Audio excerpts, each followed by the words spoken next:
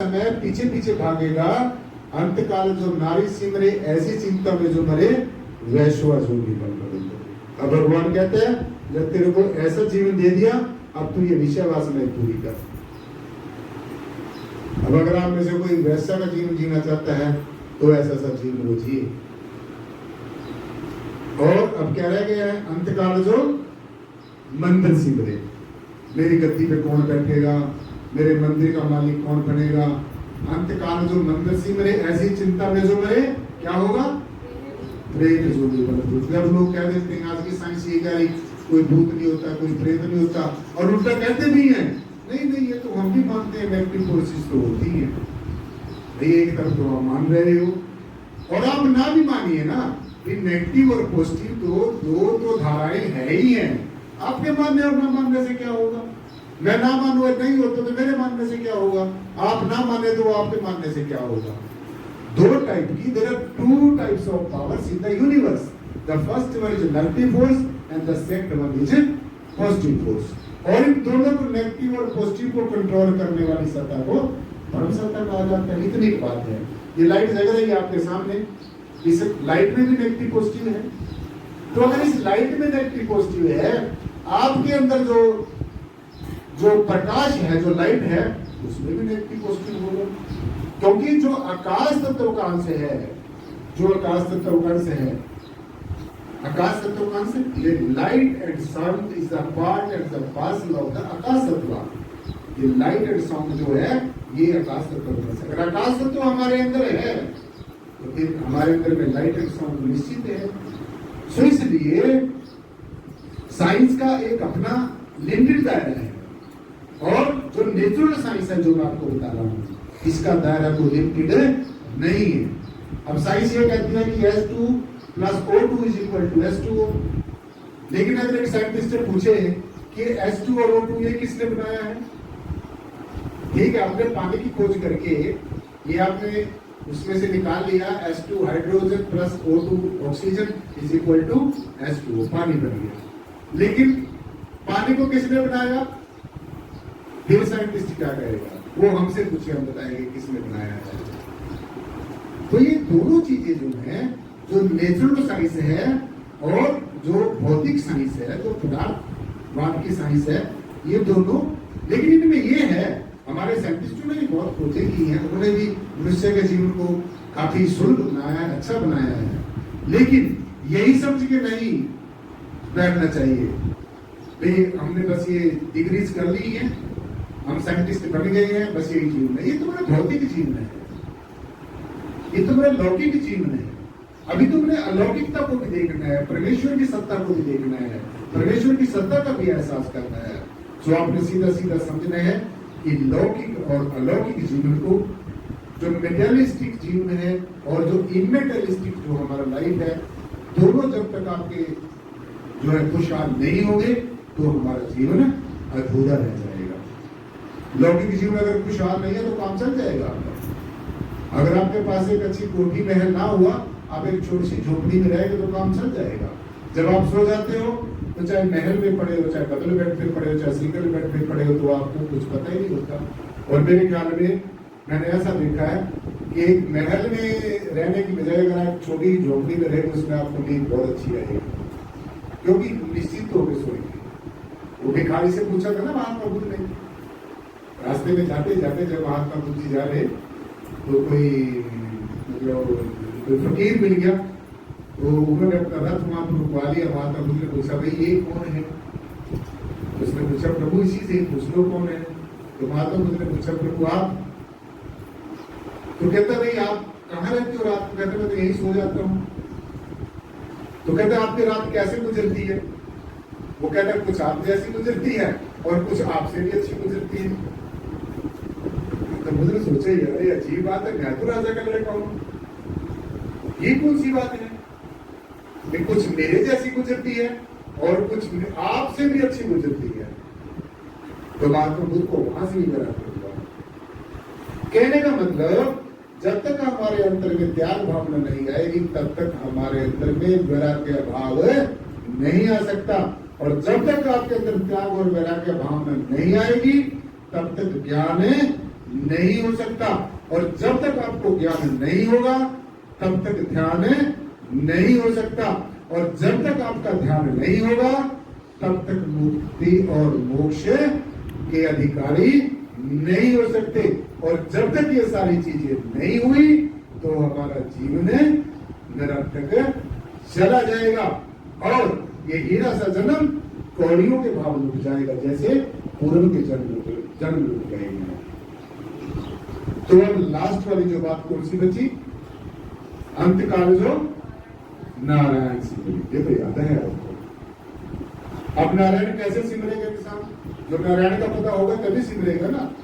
अभी इंसान के बनाए हुए भगवानों के जो तुमने घर बने हुए हैं, शाम से जब धुआं करके बैठ जाते हो, इससे नारायण खुश हो जाएगा। कभी नारायण ने कहा आपको, कभी सपने में आके कहा हो कि आप ऐसा करो, या कभी सामने आके कहा हो ऐसा करो, या कभी किसी साधु संत ने कहा हो तुम ऐसा करो? ऐसा जो ब्रह्म को जानने वाले संत हैं, जो तत्वदर्शी संत हैं, वो आपको ऐसा करने के लिए कभी नहीं कहेंगे। और जो किसी इंसान के बनाए भगवान की आड़ लेकर, किसी धर्म की आड़ लेकर, किसी पूजा पद्धति की आड़ लेकर, किसी और ऐसी बात को बताकर अपनी झोली भरने के चक्कर में है, उनके तो कहना ही क्या है। तो इसलिए ऐसे लोगों से जो छोटे मोटे चमत्कार के चक्कर में, करामात के चक्कर में, छोटी मोटी कोई दुनियावी चीज देने के चक्कर में देकर आपको गुमराह करते हैं, ऐसे लोगों को दूर से बाय बाय कर देना चाहिए। ऐसे लोगों की शरण में जाकर आपका जीवन कभी भी कृतार्थ नहीं होगा। सब नारायण को जानना है पहले, नारायण क्या है, तभी तो सुन ना आप जब नारायण क्या है। जब आप नारायण का आपने कभी देखा ही नहीं है, नारायण जी के बारे में, भगवान जी के बारे में, परम तत्व के बारे में हमें ज्ञान ही नहीं है, तो फिर क्या होगा? नारायण को हम ना सुमर सकेंगे।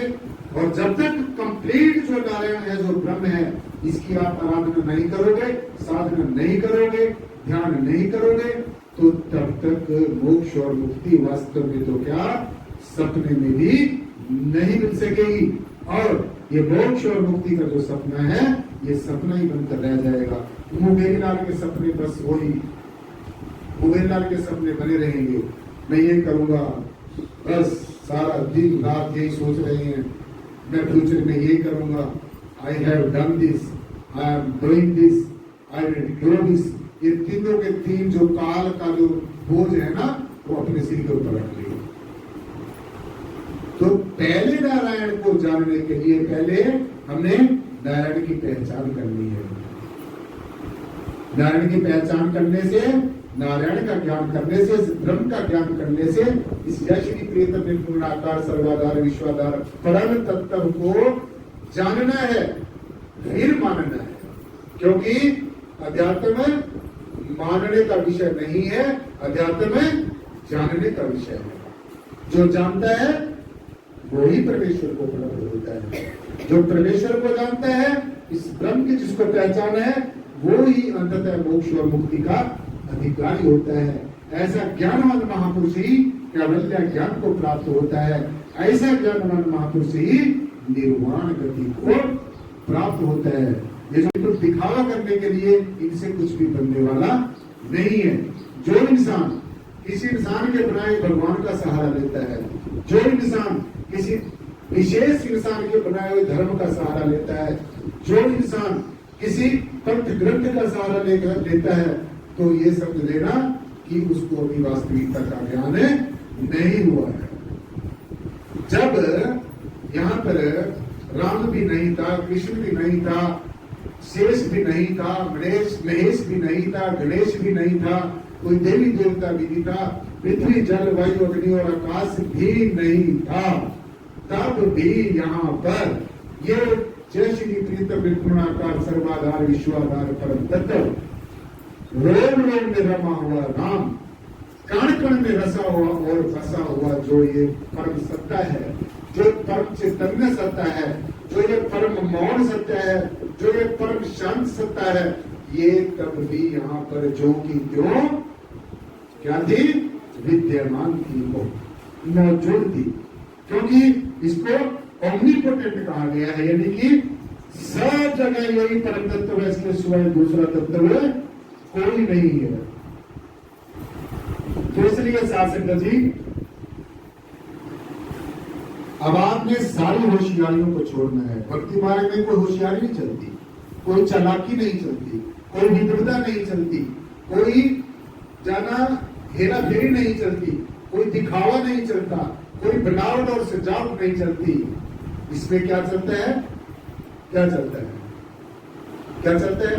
भोले भाव मिले रघुराई। जब आप भोले हो जाओगे, भोलेनाथ क्यों कहते हैं भगवान को?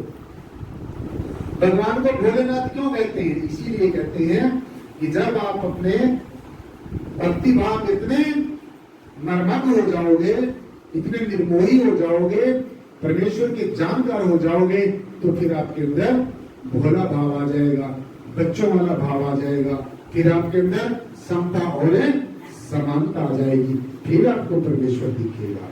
अब ये नहीं है कि बाहर निराकार देख लिया बस आपका काम बन गया। देखने से क्या होता है? देखने दिखाने से कुछ नहीं होता, कुछ भी नहीं होता। अगर आप इस बात को लेकर बैठे, मैंने भगवान को देख लिया, आप एक डॉक्टर को सारी जिंदगी देखते रहो,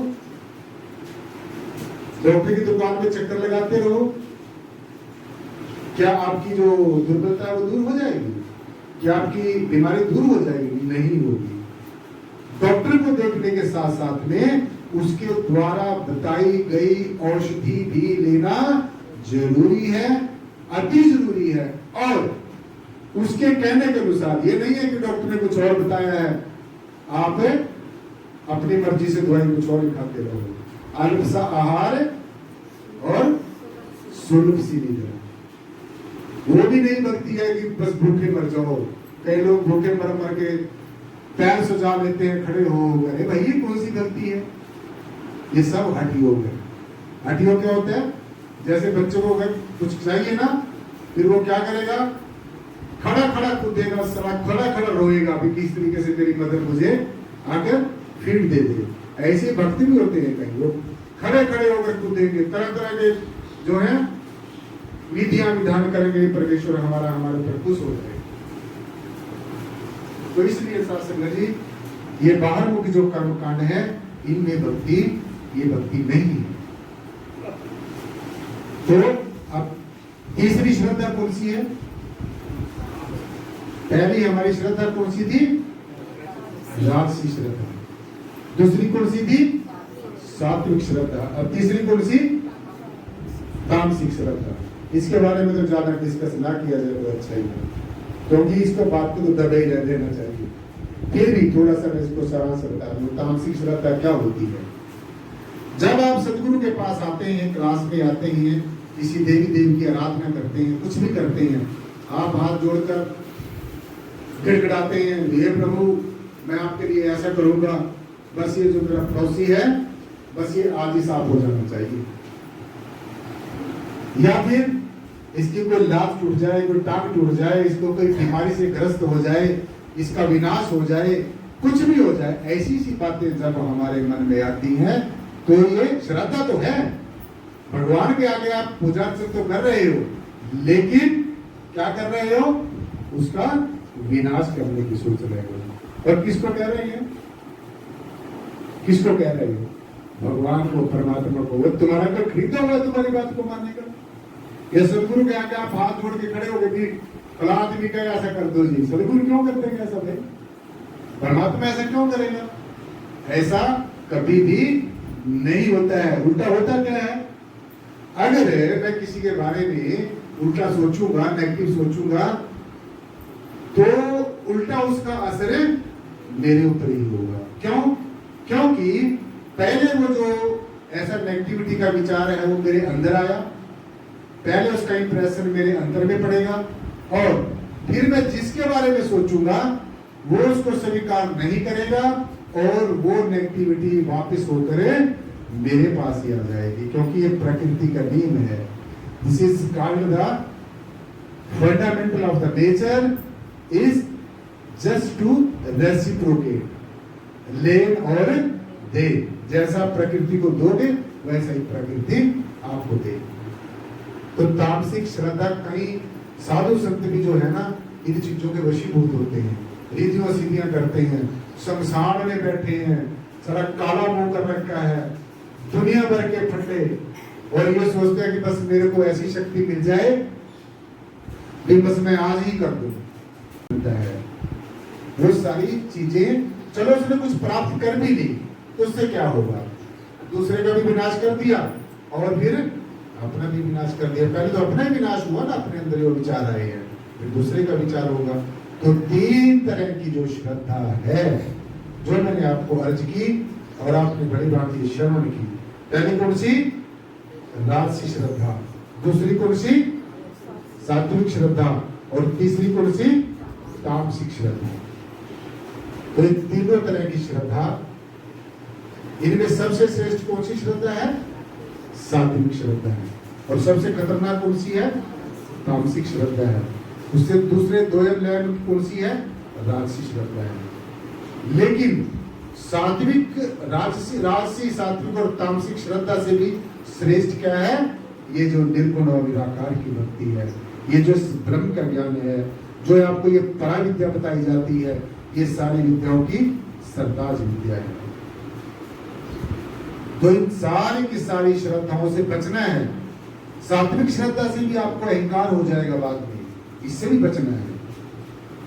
तो इनसे बचने के लिए ये निर्गुण भक्ति करनी है, निराकार का ध्यान करना है, और निराकार का ध्यान करने के लिए सदगुरु का ध्यान करना है। सदगुरु का हमें ध्यान करना है। अब सदगुरु हमें जैसे निराकार से हमें मिलाया है तो अभी भी मिला देगा, हमेशा हमेशा के लिए हमारा संबंध स्थापित कर देगा। तो इसलिए जो हमारी नवदा भक्ति है, नवदा भक्ति जिसका वर्णन हमारे शास्त्रों ग्रंथों में किया गया है, कितनी भक्ति? नवदा भक्ति। अब नवदा भक्ति थोड़ा मैं उसको ऊपर ब्रीफ करूं, आपने ध्यान से सुननी है और फिर आपने देखना है कि नवदा की 9 तरह भक्तियों में से आप कौन सी भक्ति करते हैं। इन 9 की जो भक्ति है साधु जी, इनमें से अगर आपने एक भक्ति भी कर ली तो आपका पार उतारा हो सकता है। तो प्रथम भक्ति क्या है? संतन कर संगा। कौन सी भक्ति है? प्रथम भक्ति संतन कर संगा, यानी कि संतों महात्माओं की शरण में आना, सदगुरु की शरण में आना, सदगुरु की शरण में आके मन से, वचन से, कर्म से सदगुरु के आदेश उपदेश को मानना। ये कौन सी भक्ति है? सबसे पहले जहां से भक्ति शुरू होती है, जैसे आप आके बैठते हैं, ये हमारी भक्ति की शुरुआत है। प्रथम भक्ति संतन कर संगा, दूसरी भक्ति मम कथा प्रसंगा, और दूसरी भक्ति परमेश्वर के प्रसंगों का गुण गाने, जैसे हम लोग चर्चा कर रहे हैं, ये दूसरी भक्ति है। तीसरी भक्ति मम गुण गावा, मेरे गुणों का बखान करना। मेरे का मतलब परमेश्वर के गुणों का बखान करना, परमेश्वर की लीला का बखान करना, परमेश्वर के गुणों का बखान करना। ये भक्ति इस तरीके से। सो पहली जो भक्ति है संतों का संग, दूसरी प्रभु की चर्चा, प्रभु के गुणों का गुणगान। यानी कि पहली सीधी ये समझिए, पहली भक्ति है शरण करना।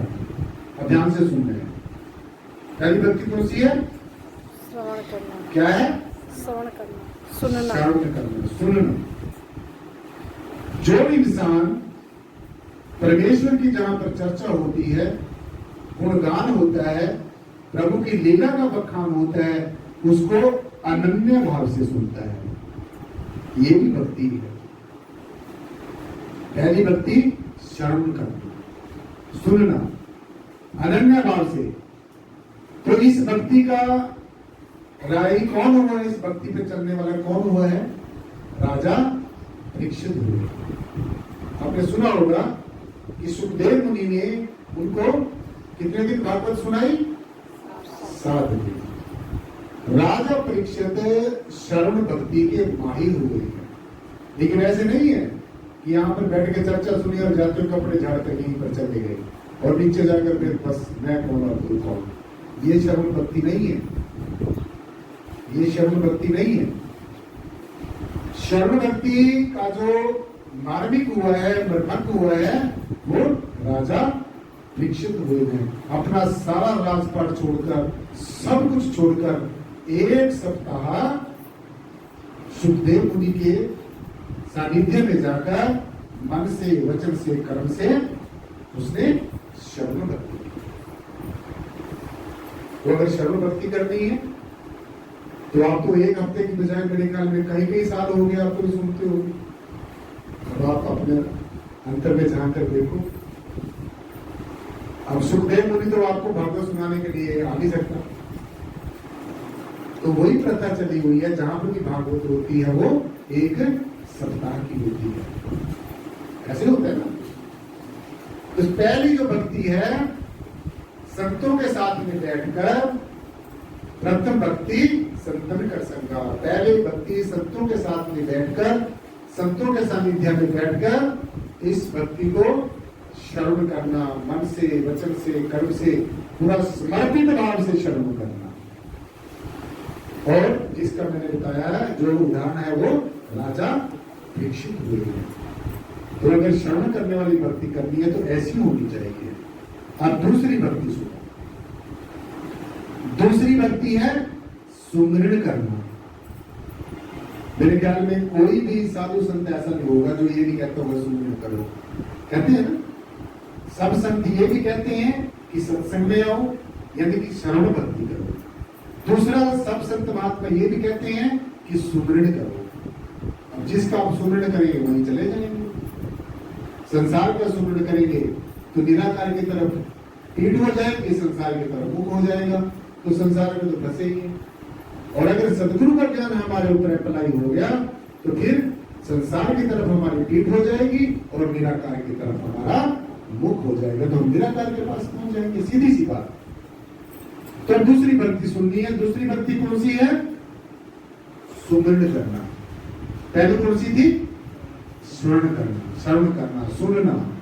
अब दूसरी कौन सी है? सुमिरन करना। और सुमिरन क्या होता है? क्या होता है सुमिरन? पहले ये तो समझ लो सुमिरन होता क्या है, करोगे तो कभी ना।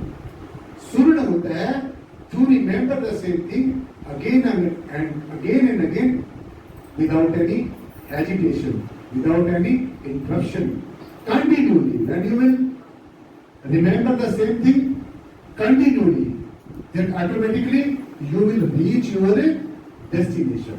तो ऑटोमेटिकली मंजिल मकसूदा पर आप पहुंच जाएंगे। परंतु तब जब आप नित्य प्रति उपयुक्त स्थान पर बैठकर एकांत से भी होकर त्याग और वैराग्य भावना को अपने मध्य में रखते हुए एकेश्वरवाद की साधना करें। बहुदेववाद में नहीं। आज इसके आगे नाद रखना शुरू कर दिया, कल उसे मंदिर में छोड़कर दूसरे में चलना शुरू कर दिया, आज एक गुरु के पास भी काम चला फिर दूसरी क्लास में बैठना शुरू कर दिया, तो वो फिर भटकता ऐसा इंसान है, भटक जाता है। वो ना फिर उधर का रहता है, उधर का रहता है। जैसे एक मेहमान को कई घर इनवाइट कर देते हैं कि